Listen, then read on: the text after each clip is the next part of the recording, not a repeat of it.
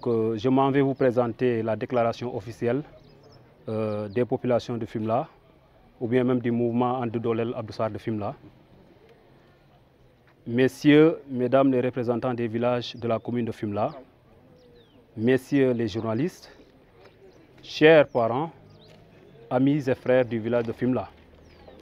L'objectif de notre point de presse est de se solidariser et de soutenir le docteur Abdoussar, ex-directeur de l'hôpital de Linguère, qu'il a hissé au rang de structure sanitaire de référence. Pour rappel, le 24 avril dernier, un incendie mortel avait frappé l'hôpital Magatte Lô, ôtant la vie à 4 nouveau-nés. Nous nous inclinons devant la mémoire de ces innocents disparus et présentons toutes nos condoléances aux familles éplorées. Toute la population de Fimela, à l'image de tous les Sénégalais, était profondément affectée par ce drame.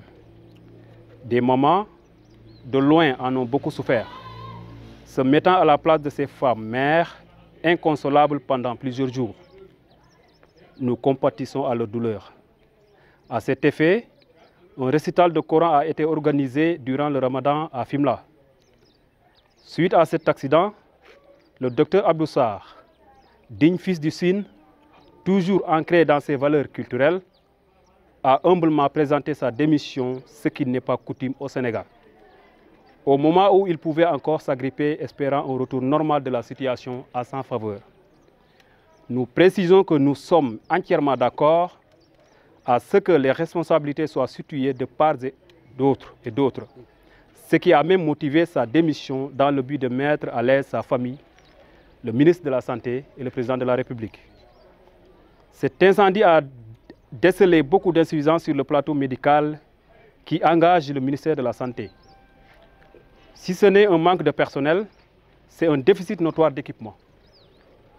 C'est dans ces conditions difficiles que le docteur Sarr a usé de son expérience et de sa capacité managériale de doter cet hôpital d'un service d'accueil louable, d'un plateau technique digne d'un hôpital de référence, de spécialistes en orthopédie,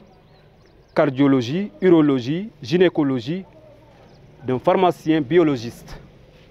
En plus d'une offre d'emploi d'une 50aine d'agents, l'hôpital Magatte Lô était l'un des rares hôpitaux où les salaires étaient payés au plus tard le 25 du mois sous sa direction. Les 4 bébés décédés, à la place de couveuse pour plus de sécurité, étaient placés sur des tables chauffantes en fer homologuées par le ministère de la Santé et ont permis de sauver, grâce à l'engagement des agents de l'hôpital, plusieurs bébés par an. En effet, la population de Linguère, les autorités administratives et territoriales, le syndicat des médecins et ses collègues de l'hôpital ont témoigné de sa bonne gestion. C'est ainsi que nous, population de Fimela, ne sommes pas surpris par ces résultats puisque cela n'est que l'application d'une formation de base inculquée par des parents rigoureux. Au président de la République, nous lui disons que tout Fimela est uni comme un seul homme derrière Dr Abdoussar, un cadre, un acteur de développement, un exemple à suivre parmi tant d'autres.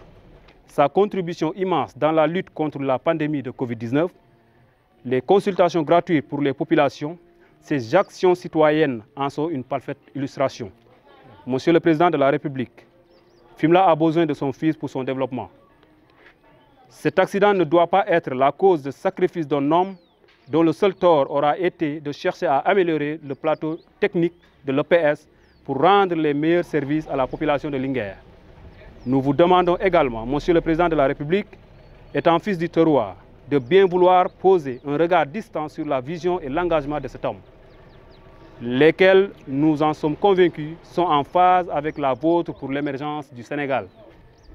Fimela est une localité, vous le connaissez bien, qui regorge de hauts cadres capables de participer au développement du pays. Donc nous réclamons plus de responsabilités dans les sphères plus élevées du pays. Je vous remercie. mbokk yi maa ngi leen di nuyu kenn ku ne ci sa tur ak sa sant di ñëkk a jéggalu ci tardement bi ma jéggalu pour ci place bi li ma gënaloon man maa fiy jiitu waaye nag jaam ak pexeem yàlla ak dogalam démb ci ngoon laa toog ba docteur Sekante woo ma ne Macky Sall day jaar tey Fatick dem Kaffrine ne woo na jigéeni département bi pour ñu ñëw taxaw ba président romb te loolu laa nekkoon moo tax ma tardé ñëw fii. kon maa ngi nuyu sama mbokki jigéen yi fi toog di sant sama mbokki jigéen yi fi toog di jaale jigéeni Linguère yi am naqar am na ku ko wax fii ci salle bi jigéeni Linguère lu metti dal na leen ndax jigéen am doom ba pare ñu ne la sa doom ñëwul ak bakkan lu metti la ci jigéen kon nga am doom ba pare ñu ñëw ne la sa doom lakk na dëgg-dëgg metti na waaye ñu ngi leen di jaale di leen masalu coono di leen di ñaan yàlla bi ñu ko teg yal nañu yàlla may yeneen doom yoo xam ne ñooñu dañuy nekk doom yu gudd fan kon alhamdulilah rabbil alamin sama kàddu nag maa ngi koy yëkkati tey commune Fimela man Massaly Fofana conseil municipal Fimela Massaly Fofana responsable APR Fimela man Massaly Fofana maa ngi yëkkati sama kàddu ci borom réew mi ne ko ne commune Fimela président Macky Sall keroog bi mu jëlee ndombu tànk ba léegi waa Fimela musuñoo arrière ci APR musuñoo arrière ci Benno Bokk Yaakaar saa yu ñu demee élection dañuy gagné bu amul fenn te bu ci yàlla àndee élection bi di ñëw sax am nañ ci yaakaar commune Fimela Benno Bokk Yaakaar moo fiy dox toujours waaye tey day ñun waa Fimela ñu ngi taxaw tey ci Fimela tas yaakaar lan moo ko waral li yàlla teg Abdou Sarr yàlla moo ko teg kenn tegu ko yàlla moo ko teg waaye boroom réew mi Macky Sall ñu ngi koy tàllal loxo li xew nii heure bu mu xewee baaxul ndax mu ngi xew fekk ñu jublu ci élection te politique ñetti nit a ko yore ci gox kan ak kan moo yore politique ki yore xaalisam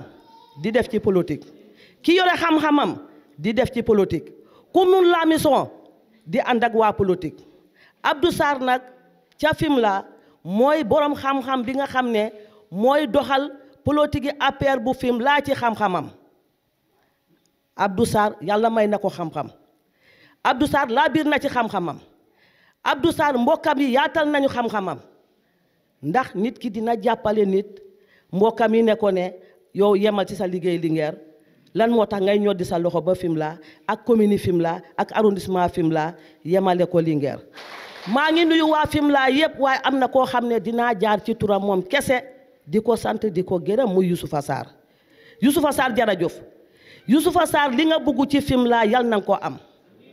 Youssoufa Sarr li nga buggal Abdou Sarr yal na ngeen ko bokk man Massaly Fofana wax naa ak Abdou Sarr juróom-benni weer te gisante wuñu yàlla ak Youssoufa Sarr dama amoon soxla ma am malade bu war a dugg Dakar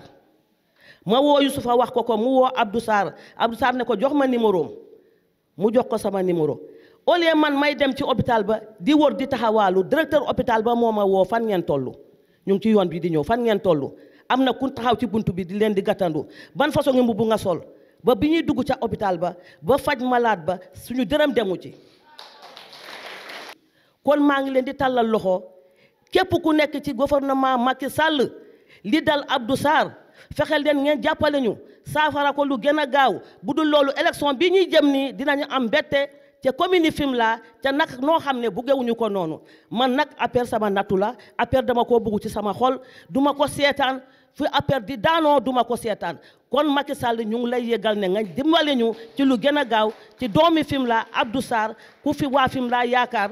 ci lépp loo xam ne doomi aadama mun naa taxawu nit ba fat yaakaaram Abdou Sarr moom ñu fay taxaw alhamdulilah rabbil alamina jara ngeen jox mbo kullu yawmin huwa fi saani bés bu nekk yàlla mu ngi sàkk di dogal kon nañu xalaat kooku fereeram la woon ñoo bokkoon benn baay lii nag Abdou sabab lu ko su fekkee sabab lu woon na ko dina métti da ngeen di caalit rek il n'a rien fait ma sababa shay'an wala fa'ala shay'an bal fu'ila al-amru wa nusiba ilayhi mbir bi dañu ko dogal ñu def ko mu am waaye moom fekk wu ko gàcce nga la moo loolu moo ko may saas borom dossier yi suñu delloo ci mahkama ba ci justice ba dossier yi suñu ko sotee zéro faute la ba fa mu jeexee nag lu tax mooy ne Sénégal bu yaafu suñu ci atte de attekat yi jàng alxuraan ba jeexal teg jàng topp li nga xam ne mooy droit bi ñu jàng ba jeexal ñu licencié leen Abdou jàng li nga xam ne moom keroog dafa waat ñu ñëpp fekk nañu ko heure bi la woon ndeysaan